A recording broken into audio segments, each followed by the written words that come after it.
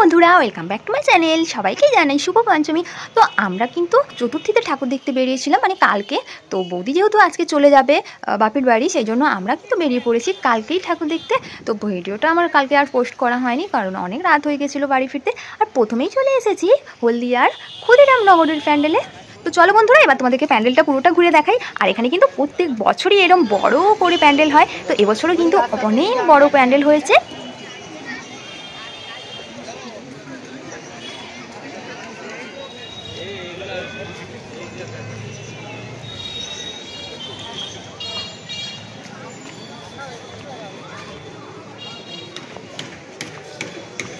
আর এই দেখো বন্ধুরা, এখানে কিন্তু প্যান্ডেলের পাশে এইদিকে দেখতে পাচ্ছি টালির ঘর রয়েছে, তারপর দেখো খড়ের কুঁড়ে ঘর রয়েছে, আর সামনে দেখো বাগানও রয়েছে। তো কিছু সবজি গাছ টাছ লাগানো রয়েছে দেখতে পাচ্ছি। আর সামনে তো প্রচুর গাছ দিয়ে ভরা, প্রচুর গাছ রয়েছে। আর এটা কিন্তু রাজবাড়ির স্টাইল হয়েছে।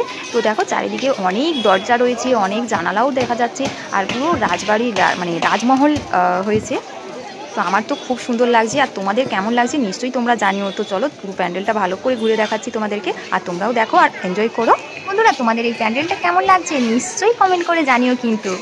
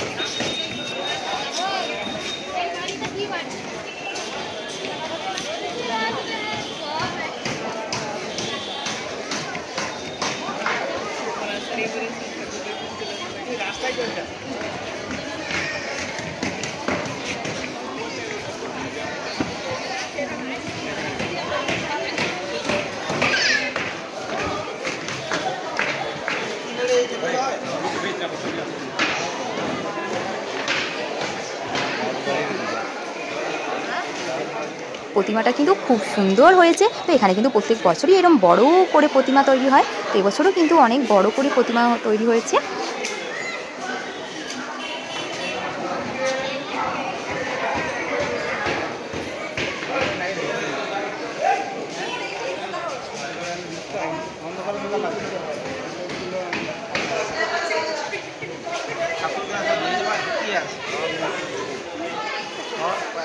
আমি যেহেতু চতুর্থীতে ঠাকুর দেখতে বেরিয়েছি, তো টুকটাক কাজ কিছু এখনও বাকি রয়েছে, যেগুলো হচ্ছে।